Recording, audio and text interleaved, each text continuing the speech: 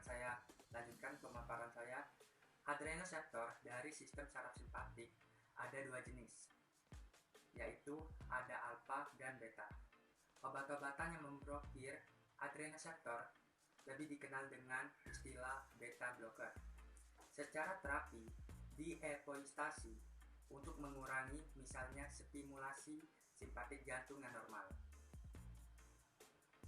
Aktivitas jantung sebagai respon terhadap stres dan olahraga berkurang, konsumsi oksigen berkurang, dan dengan cara ini aginan yang diinduksi oleh olahraga dapat dikelola.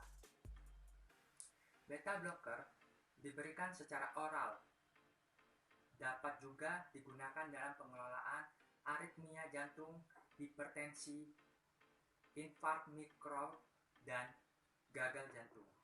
Beta blocker juga dapat digunakan untuk beberapa gejala dari kecemasan dan untuk profilaksis migrain. Beberapa beta blocker digunakan dalam bentuk tetes mata untuk glaukoma dan hipertensi okular, yang dimana glaukoma adalah kerusakan saraf mata yang menyebabkan gangguan penglihatan dan kebutaan. Sedangkan hipertensi okular sendiri adalah faktor risiko terbesar untuk mengembangkan glaukoma.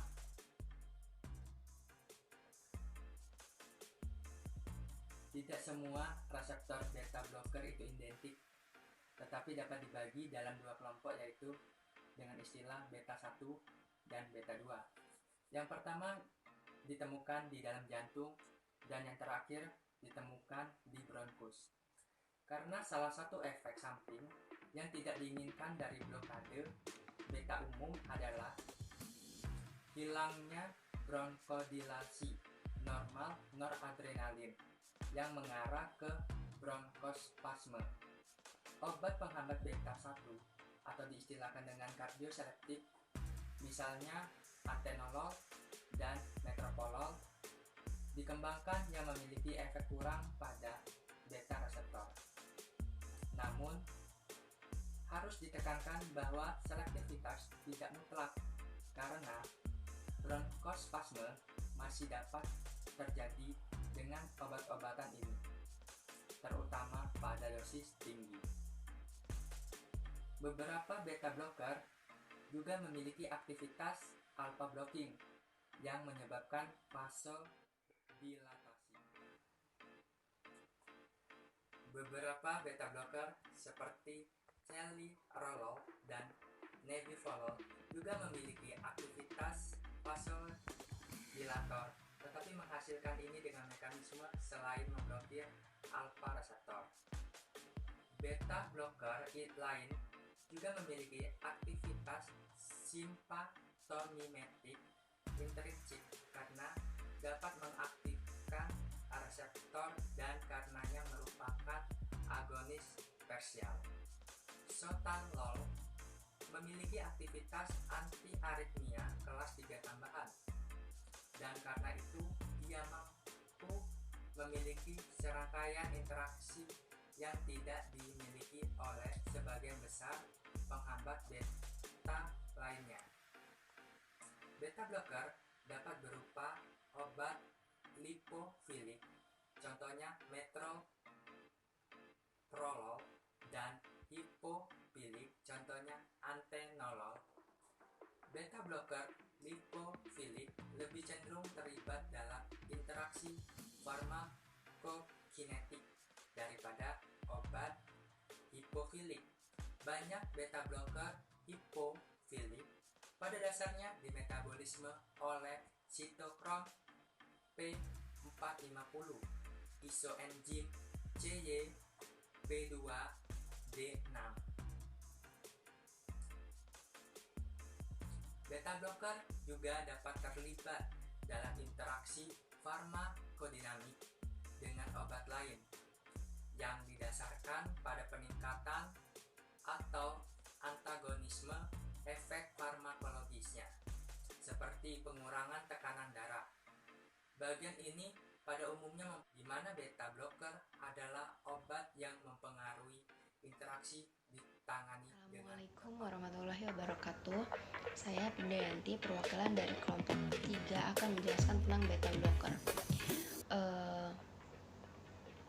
Yang pertama yaitu saya akan membahas beta blocker terhadap antasida atau kaulinpektin.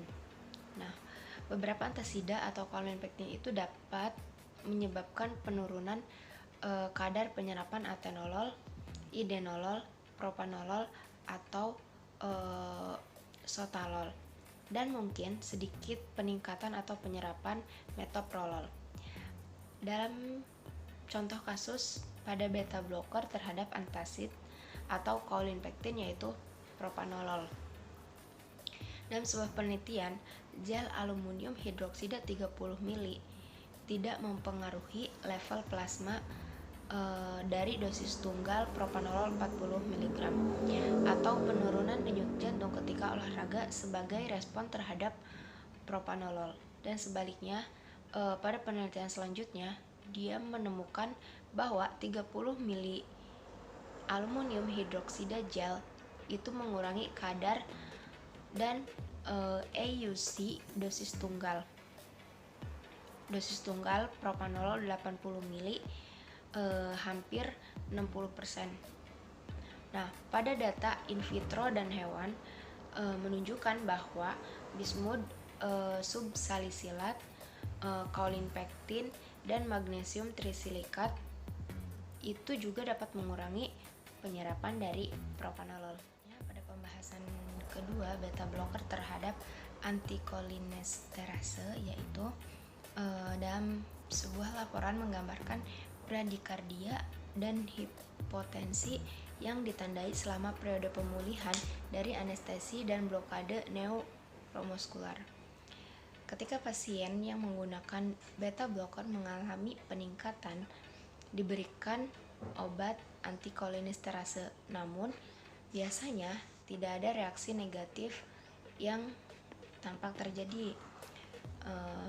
Nah, ketika beta blocker oral dan topikal diberikan akan menyebabkan gejala miastenia gravis, yaitu gejala berupa lemah otot lengan dan kaki, pandangan ganda, serta kesulitan berbicara dan mengunyah.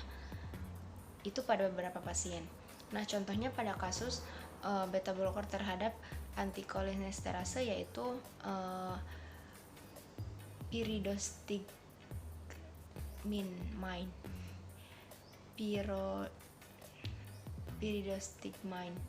yaitu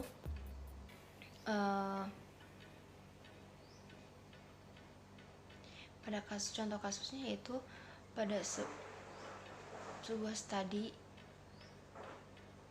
pada pasien hipertensi yang menggunakan atenolol atau propanolol jangka panjang tidak menemukan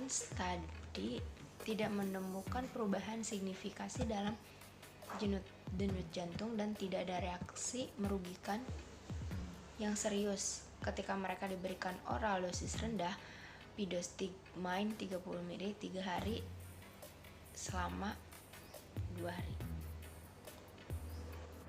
Assalamualaikum warahmatullahi wabarakatuh. Saya Wahidatul Awalia, perwakilan dari kelompok 3 interaksi obat, akan mencoba melanjutkan penjelasan mengenai beta blocker.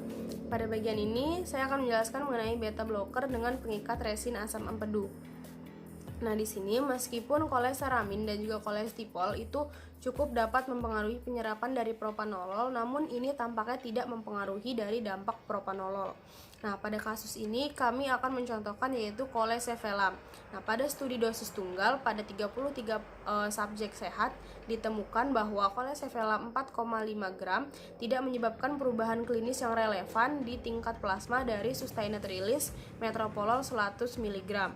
Nah, di sini dapat kita ketahui bahwa kolesevelam meskipun cukup mempengaruhi penyerapan dari metoprolol, namun tidak mempengaruhi dari efek terapi metoprolol itu sendiri. Materi selanjutnya di sini ada beta blocker dan antagonis reseptor H2 atau simetidin. Nah, di sini tidak ada interaksi klinis yang terjadi secara signifikan antara para beta blocker dengan simetidin, meskipun kadar beberapa ekstensif di metabolisme oleh beta blocker dapat 2 kali lipat. Nah, laporan kasusnya ini menjelaskan bahwa bradikardia dan hipotensi pada pasien yang menggunakan simetidin dan juga atenolol secara bersamaan. Nah, jadi di sini pada sebuah laporan kasus seorang pasien yang menggunakan beta blocker untuk angina yang mengalami bradikardia sinus dan juga hipotensi ketika menggunakan simetidin secara bersamaan. Nah, studi terkontrol ini pada subjek sehat menjelaskan bahwa simetidin ini tidak secara signifikan menunjukkan perubahan tingkat atenolol dalam darah dan juga tidak mengubah pengaruh atenolol. Nah, atenolol ini tidak mempengaruhi farmakokinetik. Selanjutnya di sini ada beta blocker dan juga nizatidin. Nah, di sini efek bradikardia dari atenolol akan meningkat dengan ditambahkannya nizatidin. Nah, pada kasus ini penggunaan atenolol selama 7 hari, denyut jantung rata-rata istirahat dari 12 pasien sehat akan menurun 3 jam setelah pemberian dosis dari atenolol.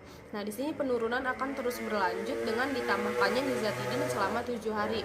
Nah, penggunaan nizatidinnya saja ini menyebabkan penurunan denyut jantung sekitar 8 bpm.